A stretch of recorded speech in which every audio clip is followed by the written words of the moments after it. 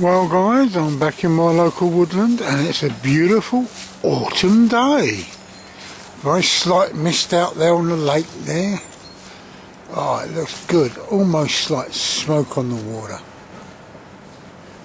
Sounds a good title for a tune, that. Yeah, it's a beautiful day. We're going to have a wander around, see what there is, maybe start a project or two off. I've got a few thoughts kicking around in my head. I thought this is really nice. I should have really brought the canoe down, but then I can't always count on people not fishing. And today is one of them not fishing days. I think midweek isn't too bad during this time of year. I don't seem to be fishing as much. But that's a beautiful lake. It's only about 3 foot deep in the middle. I was quite surprised how shallow, even though I've been told how shallow it was. I was quite surprised at the shallowness. They are going to have a go at desilting the lake, making it a little bit deeper, because particularly during the summer the fish have a real hard time in that lake. Not too bad. Beautiful. I mean, you've got these lovely autumnal colours that are kicking around at the moment. Anyway, I'm going to pop this away. I've got my stills camera. I've got a different lens on it today, the 55 to 200mm lens. I'll have a little play around with that. Anyway guys, I'll see you down the line. Well guys, look what the wind's brought down. Way up there somewhere. It was up there somewhere the other week, and we've had a fair bit of wind lately. Nothing like Typhoon Haiyan, but it's brought down a few branches. Nice piece of oak there. I shall maybe in a few weeks, if it's still there, take a piece from it. Let's see. And there's a beech that was blown down the other year actually. It's nice because on the whole, the trees that get blown down are normally left to do their thing. I think sometimes we can overmanage the woodland. We take out what we think is not needed, and yet we're only seeing it from the human point of view. Deer, rodents, small invertebrates, fungi even. Everything has its place in this great circle, and it's quite amazing to see. If you sort of wander through and just take note of what's fallen down, providing it's not touched too much, you can see what happens, and you can see a whole circle of life working its way through. It's quite marvellous through here. Yeah. Oh, there's my little doggy over there somewhere, doing his little doggy thing. It's just marvellous. A wonderful autumn day. There's quite a frost this morning when I come up. Well, when I woke up this morning, there was quite a frost, and it was quite an amazing sight to see. Nice moon last night. In fact, it almost was tempting to camp out, but that's a couple of weeks down the line, I think. Got some thoughts on foraging, and there he is, taking a drink of water. Quite a bizarre little doggy. We've got a couple of bowls out in the backyard, and you'll sooner drink out of that than the one in the kitchen. It's beautiful. You can hear the birds singing, and all these different colours that autumn brings. It's wonderful. Yeah, it is a very special time of the year.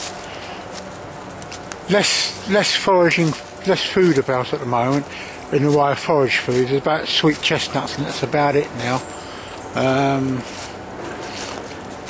My part of the world is shutting down for the winter, basically. It's and getting ready for spring. The only food that is around really is what's on the wing or what's on the hoof, and both are nigh impossible to catch. Anyway, I'll see you in a bit.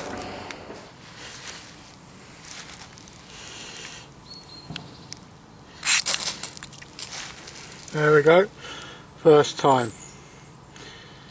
Great, isn't it? I'll just let it burn out now.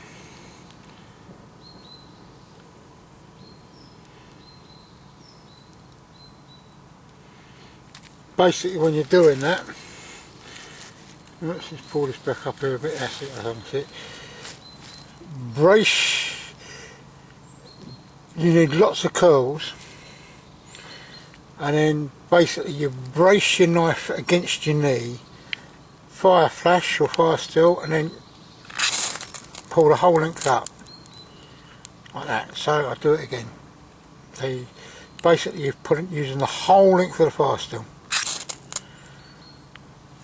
I've gone off using that method because basically I just find it really uncomfortable and really sort of hands too near the blade edge.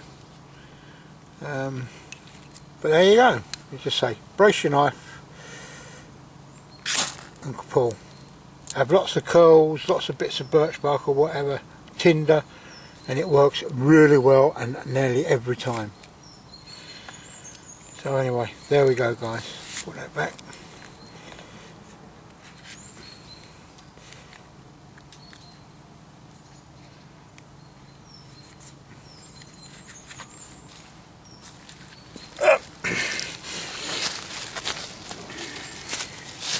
So here we are guys, in this bright autumnal morning.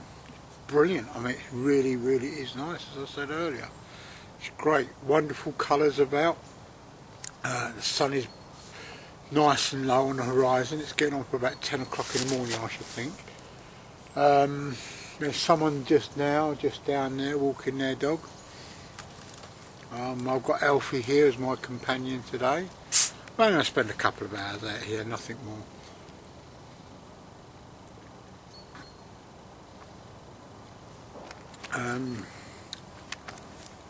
And it's wonderful. Not a lot's been happening in the bushcraft world from my point of view. Not done an awful lot. I did have a day off yesterday and I had it as what is euphemistically known as a duvet day. Did very little, watched a bit of TV, floated around the net a bit and had a look up some items that I wish to get. I'm going to make a thing called a crab stick. These will be in future videos when I'm making them. It's basically for hooking back seaweed and hooking around rock pools and that. Pole about that long with a bent iron hook on the end, you know, goes at sort of more or less right angles. It's great for raking back seaweed and getting into them crooks and crevices. Believe me, you don't want to get on the sharp end of a crab, particularly the edible crabs, or even for that matter a lobster. Lobster's got two claws, one's for crushing and one's for cutting, and they will cut your finger off if you're not careful. Mind you, you have to go pretty deep for a lobster. What else is there? Yes, I'm getting a shrimp net. I'm not sure what size yet, either a 4 or 6 foot one. Basically it's part of something I'm sort of working into and doing coastal foraging. The aspects of that is quite wide. I mean, you've got everything from seaweed going right out to catching fish, and also slightly inland from the coast as well, so there's always the sort of like the crossover bit of where you get like sea buckthorn, some things like sweet gull and that, which you will find on the coast. In fact, the sweet gull or myrtle, bog myrtle, you find an awful lot where we go in Scotland. What else? Yeah, it's something I'm developing an interest in. I used to go sea fishing a lot when I was younger, with my dad off a little place on the Kent coast called Denmarsh. It's quite bleak, but during the winter the whole beach is lit up at night with other fishermen night fishing. Mostly we go over cod or mackerel. If you're lucky you might get sea bass. And it's great. It was great beach fishing when I was a kid. Really enjoyed it. Many's a time we've had fresh mackerel, and I mean it was so fresh, but by the time it got onto the fire minutes only elapsed from the time it was in the sea. Very, very tasty when it's like that. No matter how hard they try, you cannot beat the taste of really, really fresh fish. We never ate it raw. There is a sort of a few people that will eat mackerel as it comes out, slice it and eat it like sashimi. What else am I thinking of doing? Yeah, I want to develop that side of my bushcraft skills. I want to get back into. I only live an hour's train ride from the coast. Go down to Hastings, then I can wander up and down the beach. Winter times probably be the best. Summer you get all the tourists, and I can't take him down. Little doggy can come on the beach after September, between September and April, I think. So I can take him down. I've got some spinning gear. There'll be a bit more on that on another video, which I'm going to do on just fishing kit. And talking about, I see hobo lines are in a few videos of late. Don't like them myself very much, and I'll explain why in another video. But it just seems to be a lot of effort when you could take yourself a fold-away fishing kit. I've got 3 fishing rods. I've got one that sort of just breaks down into 2 4-foot pieces, and then I've got 2 fold-away rods which basically collapse down to about that long, and they both work quite well. And I'll be going through making lures and what have you in another video. Groups are starting to pick up a bit now. It's very difficult to get people involved. I wish. I mean, there's a guy called Ari from Finland. He did a post on knives. I didn't take it down. It was nice to have something up there, but I just don't want it to become a knife fetishist forum. Because it does get a bit boring. There's more to bushcraft than kit. In fact, kit is a very, very small part of it. I'm keeping an eye out for bits of wood. As I say, stuff to make small projects with that will demonstrate, making a butter knife or what have you. And I'll be doing these over the next few months or so, hopefully, either from out here in the woods or from the man cave. I mean, I've got some birch and I've got other bits of wood kicking around the back garden. It does need processing, it does need sorting out, and it does need carving up. I'm going to have a go at smoking in the year, over this coming year. I want to get some. I've built a smoker. Now I've got to try and work out whether I'm going to have it as a cold smoker or a hot smoker. I've got a book on smoking and an e-book on smoking and curing food. Picked up another survival book, which is an e-book, and also quite interesting. I particularly want to get more into the food side of it again. I've got the ingredients to make bannock and oat cakes with, and as I said in the previous video, I will be demonstrating them again. I might do these from the kitchen so that people can get a fairly good idea on how I would cook them over a fire, whether it's an open fire or whether it's a Coleman stove. Coleman stove, you could use my gas stove at home as a substitute. I've seen these cooked over Coleman stoves, the big Coleman stoves. It come out really well. In fact, it was about this time last year. This time last year, the weather was horrendous, and I was up in the Lake District doing a canoe skills course, and North Woods skills course, which involved a lot of canoeing, which we didn't get much in. It was wet, very wet. In fact, so wet you might as well have sat in the tarn. But other than that, it was great. Yeah, it's getting colder, and as I said, I've digressed already. Now, anyway, I should be going through various bits of kit and plans. It's great.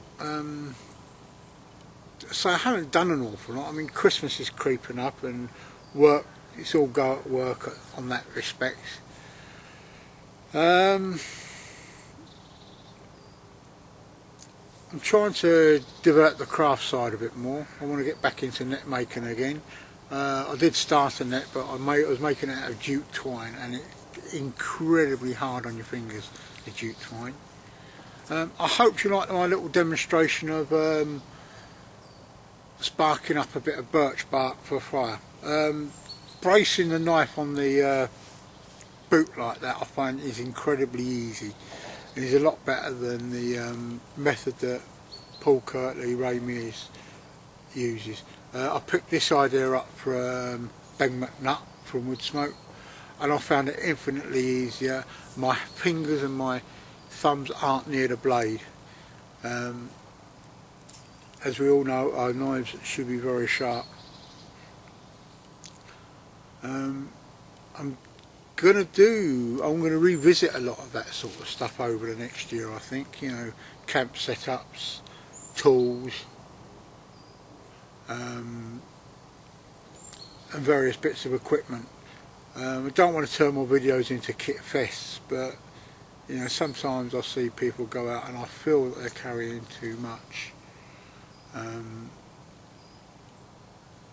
Simplicity is the key for this, and the simpler you make it, the more comfortable I think you can feel. You know, get to know your equipment, get the knowledge up there. You know, and other than that, you know, that's what I'm looking forward to over the next year, trying to rekindle some of these skills that I've done in the past. My thoughts and blessings and prayers or whatever go out to the people out in the Philippines at the moment. Very, very bad storm, that Hainan. It did set me thinking about preppers. How would a prepper survive in that situation? I do read a lot of books on survival and prepping, and what comes through is often the people that prepare or do prep training are often the ones that are most ill-equipped. Okay, I could be firing up a lot of flash here, but it's that's my own view. It is a contentious subject. What are we preparing for? To my mind, I just bob along in life. I'm no survivalist or prepper. I mean, if push comes to shove, I could survive. I've got the equipment and I've got the knowledge to be able to do that. But I don't make it my life's work, and I don't sort of run around thinking, oh, like chicken licking. According to that little beastie, the sky was going to fall on its head, and eventually got killed by the fox. We can spend far too much time worrying about things that are possibly never going to happen. I mean, okay, society could fall. We could get hit by a terribly strong storm. It's only happened once in my lifetime. It was back in 1987. We did have a hurricane, but it wasn't the end of the world. Normally we can recover. But what we must do is, on examples like the tornado Hainan, is that the world should pull together and help those that are distressed, that are in need. And thankfully the world is pulling together. Often the help doesn't get to where it's needed, but that's normally political and on a local level. Just after the tsunami, my nephew went out to Sri Lanka, and what the Sri Lankans that he met said, they said, give us food, don't give us money. The money disappears, the food doesn't. Anyway guys, on that note, I'm gonna call it a day today. I'm going to enjoy this bit of sunshine. I'm going to finish my tonic water and lemonade, or dash of tonic water and Robinson's barley water, lemon barley water. It's quite a nice mixture actually. I quite enjoy it. I love the taste of tonic water just on its own. It's got a nice sharp refreshing feeling.